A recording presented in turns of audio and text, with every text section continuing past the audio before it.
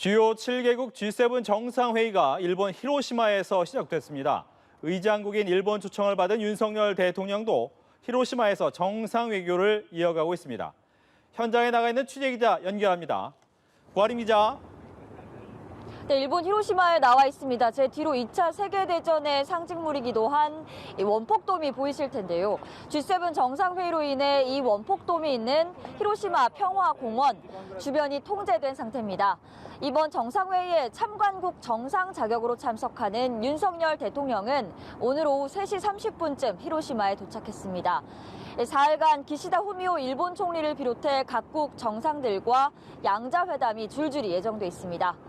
우선 첫날인 오늘 호주 그리고 베트남 정상을 만났습니다.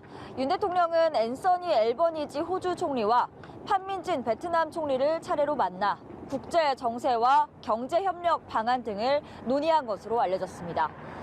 대통령실은 이번 정상회의 참석에 대해 우리나라가 핵심 가치를 공유하는 국가들과의 연대를 강화하는 데 의미가 있다고 했습니다. 윤 대통령은 잠시 후 원폭 피해 동포들을 직접 만납니다. 우리나라 대통령이 히로시마 원폭 피해자 동포들을 만나는 건 이번이 처음입니다. 대통령실은 이번 면담에 대해 한일 양국이 미래의 문도 열었지만 과거의 문도 결코 닫지 않겠다는 의지를 상징적으로 보여주는 것이라고 의미를 부여했습니다. 윤 대통령은 G7 정상회의 기간 기시다 후미오 일본 총리와 함께 한국인 원폭 희생자 위령비를 참배할 계획인데 공동 참배는 이번이 최초죠. 이 내용도 전해주시죠. 네, 공동 참배는 2주 전 방한한 기시다 총리가 제안해서 이루어진 건데요. 한일 정상이 함께 참배를 하는 건 이번이 최초입니다. 2차 세계대전 당시 히로시마에 거주하던 한국인 3만 명이 원폭으로 인해 희생됐고 일제시대 강제징용으로 히로시마에 넘어왔다가 피해를 당한 사람도 있습니다. 21일에는 한일 정상회담이 2주 만에 다시 열립니다.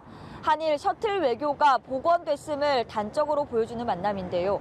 한국에서 열린 한일 회담의 후속 상황을 점검하면서 안보, 경제협력 강화 방침 재확인할 것으로 보입니다. 또 한미일 정상회담도 21일 개최가 유력합니다.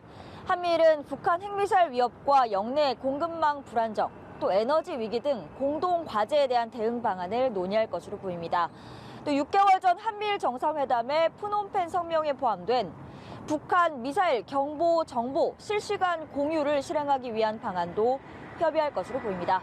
지금까지 일본 히로시마에서 전해드렸습니다.